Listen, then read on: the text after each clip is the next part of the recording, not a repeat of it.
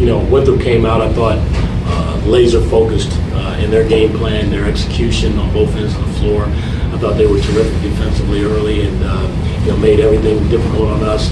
Unfortunately, we didn't have the same response when they came out of the gate. It really took it to us. I thought that it took us too long to really get our edge and get our intensity where it needed to be. And against a good team on their home floor, it's very difficult to come back from that.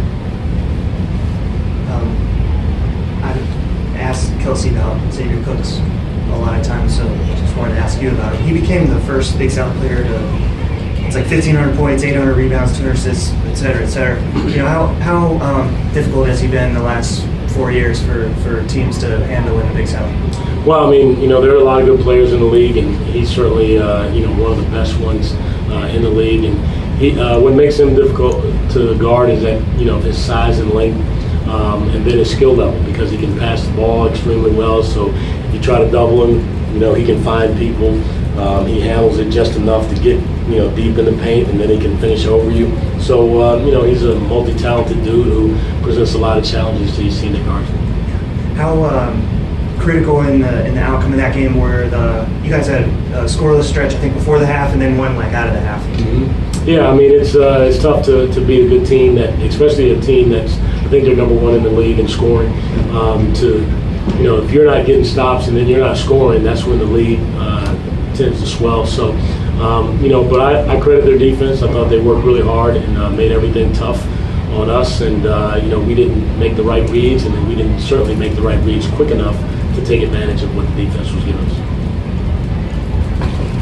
You like to press a lot on inbounds plays and after makes and such, and for a while that led to some straight line drives for them and a couple of easy baskets, and then you kind of backed off that a little bit and then went back to it later in the game. How much did they force you out of that? All of it. We were not very good in transitioning from the backcourt to the front court. Defensively, we weren't talking enough. They were doing a great job of not holding the ball, making the extra pass, and then finding people streaking to the rim or finding shooters opposite. So obviously we don't necessarily like to do it off of makes, but we felt we had to at the end to kind of change the tempo, maybe get some different outcomes, which we did at some point. But if you go through stretches where you're not scoring and then they're getting the easy ones, that's a bad recipe. You had 16 steals against a team that's pretty notorious for being careful with the ball. Is that something you carry forward as far as your defense? You mentioned they kind of had some lapses at times. Yeah, I think we can. I think we could thought coming into the game that we could pressure them and make it difficult on them. We just didn't do it consistently enough, and we certainly didn't do it to start the game. We did it later as the game went on, and once we were behind, and we played with a little bit of desperation. But with a team like this, you got to do it for as long as you get to play. Dave, just on a personal note, you came like the school's all-time leading rebounder, and then you were the first player in Big South to have this really random group of stats. You probably hadn't thought too much about it, but later tonight, what will that kind of stuff mean to you? I don't know. I can't really tell the future, but right now, I'm just happy to get the win. Okay, fair enough. How different do you feel like you guys played defensively, especially inside this game, compared to the first time you played them? We just played with so much more energy. I remember the first time we played a lot really flat out there. We played really lethargic out there. But today we played with a lot of energy, a lot of emotion, and it paid out for us. Yeah, we keep track of all our team deflections, and that's kind of like that's how we know whether we're active on defense. And today we had a lot of them. AP, does this thing, and that really fuels the rest of us to get it going as well. Right. I can hear it. I know you've been sick the last week. How did you feel much better today than Thursday? Sickness happens just to me, just like it happened to any other team. Thursday can't be an excuse. I wasn't feeling my best, but bounced back today, and the team just got to stay healthy for this last stretch. What are you doing to do that? How were you in quarantine? Yeah, I was in my room for a couple of days. Just he does that anyways. not too many friends. And whatever it was 36 hours ago, I don't know what it was. It was a really tough locker room. Our guys were very disappointed. We went up to Lynchburg and got our butts kicked. And I just credit our guys for flipping the switch and turning the page and turning their attention in a short amount of time to a very potent team and a very, very good team. And so I was proud of them. I told them that in the locker room. I was proud of their defensive effort. Radford's hard to prepare for. They have a ton of weapons. Mike has a system, and it is a system that they believe in and they execute, and it really forces you to be on it. You got to be on it, or they can kick your tail like they did to us up in Radford several weeks ago. So, that preparation was good yesterday, and our guys just played really, really hard.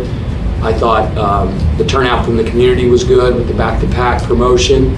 I want to thank the Rock Hill School District and all the principals and schools that contributed. It created a great atmosphere at our game, but it was obviously for a very, very good cause as well. I want to thank our department. I see Brittany back there and our marketing staff, and then people over on campus at FYE for all the work they did with the students. It was a weekend game, and a lot of them stayed in town instead of going home, and I thought it was a good turnout by the students as well. And that atmosphere helps. It really helps a lot, and I think it was one of the catalysts to the effort that we put forth, especially on the defensive end tonight. Good Brett Redden stat said you guys are 16-1 under you at home in February, and in like a one-bid league. How critical is that to be playing your best at home in the month of February?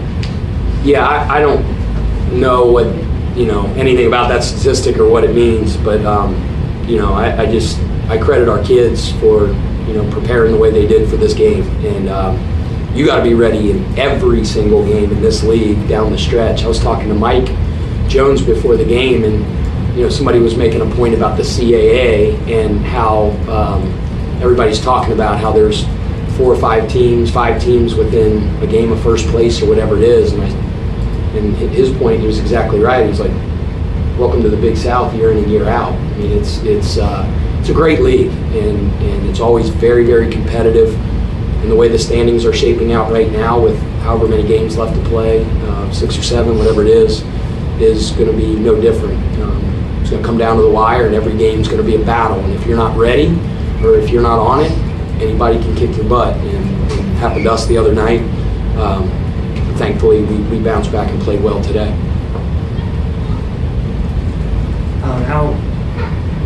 I don't know which was more important, but you had 2 stretches where you held them scoreless for a chunk of time. That was one like before the half and then one right after the half. How critical were those? Because it's kind of good to do that anytime, but it's kind of key points, going in and coming out. Yeah, we always talk about stringing stops together. We call them, I didn't make it up, but it's where I come from at Xavier and at Wake with Coach Prosser and Coach Mack and all those guys. We call them kills. So if you string 3 straight stops together, it's a kill. And the goal is to get 7 in a game, which is really, really hard to do. But when you can string 3 stops together, a lot of times, that ignites your offense, and especially our offense. It's when we're at our best, is when we can get out in transition and just play. When you take the ball out of the net against those guys, Mike does a good job of tempoing you and trying to give you pressure in the backcourt to shorten your possession. It just makes it a little bit clunky, if you will, getting into your offense. So I thought in the first half especially, our kids played really hard defensively. We have a goal for deflections in a game, and we met that deflection goal at halftime. And I can always look at deflections because Coach Cloman keeps track of them, and he always tells me in the medias how many deflections we have, and if we're prorated out, are we on par to get to our deflection goal? And if we're well below it, I know we're not playing hard enough. But I thought we were flying around, and we're pretty disruptive there in the first half with our activity. And got to continue that, like you said. It's on to the next one. Whether you win one or lose one in this league, you better put all your attention onto that next one. You're only as good as the next game. We got to be ready this Wednesday. You mentioned the short turnaround. Was that actually a benefit? Because you don't really have a whole lot of time to think on that last game. You just kind of flush it and move on to this next game. Yeah, I think, since we won, I think, yeah, absolutely. If we would have lost, they were like, no, absolutely not. I won in 4 days. But it was nice to get right back out there. Had a bad taste in our mouth. You really got to credit Liberty. They took it to us. And so it was good to get right back there. We like to think that, you know, we talk about in those short turnarounds, we really got to rely on our principals. You know, they run a million things, and they run a lot of stuff that are very complicated. And I just said, we're not going to be able to prepare and scout for everything they do. We got to rely on what our principles are in our system, and then whatever mistakes we make or any, you know, raise a light, as we say, if they something opens up on the offensive end, you got to make up for it in your effort, your activity. And when you play that way, it's like there's 6 guys out there. But it's hard. It's hard to get, you know, for those guys to give that maximum effort all the time. When we do, we got a chance to be a really, really good team. When we defend and we rebound, I tell you guys all the time, I don't worry about scoring. It's not something I lose sleep over. But stops and it is the deal. You guys getting healthy? Bjorn sounded crummy. We're fine. I mean, everybody's going through it. I'm sure Right. Mike's got a bunch of guys that are sick. And Right. this time of year, you got twisted ankles, and you got stuffy noses, and you got hangnails, and you got chapped lips, and, you know, it's the deal. Right. You know what? You can't play. You ready? Okay, get in there. That's why you have 13 scholarships and 17 guys on your roster. We're no different than anybody else this time of year. You're going through stuff. Brett kind of jokingly mentioned their girth advantage, but Josh today, 10.7 boards and pretty physical in the paint. Thoughts on his effort? Yeah, and it's a big bounce back game. He was disappointed. You know, he didn't play to the standards that he set this year. He's become a really, really good player in this league and a really good player for us.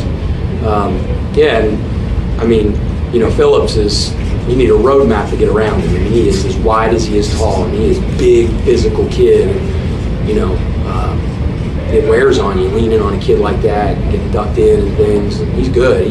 I give that kid a lot of credit. He had an unbelievable offseason. You know, the shape he's in now and his ability to run the floor and play for long minutes, he's really emerged in this league. But, you know, Josh fought in there and battled, hit a big stick back and one late. That was, I think, ignited the crowd and ignited us. And I think that was one of those, not game-ending plays because there was still maybe 5-6 minutes left, but it was, you could just feel it. It was a big, big play in the game. Statement play, I should say. You've mentioned a couple times Adam kind of gaining his confidence a little bit, and today the shot wasn't really falling, but I noticed after one of those misses, he kind of smiled, which you wouldn't have seen, and he is still contributing. He's getting assists, he's getting steals, and they mentioned steals being Adam's thing earlier when Xavier and Bjorn were in here. I mean, my assistants get on me sometimes because they're like, well, you know, but like, if you're open, you shoot it. You came to Winthrop, you didn't come to Princeton. Shoot it. You know what I mean? So Adam's really worked on a shot, shooting a good percentage on the year, got really good open looks, and those things were down. I mean, hit out. So come here, you're gonna shoot. You're open. It's a pretty fun way to play, I think.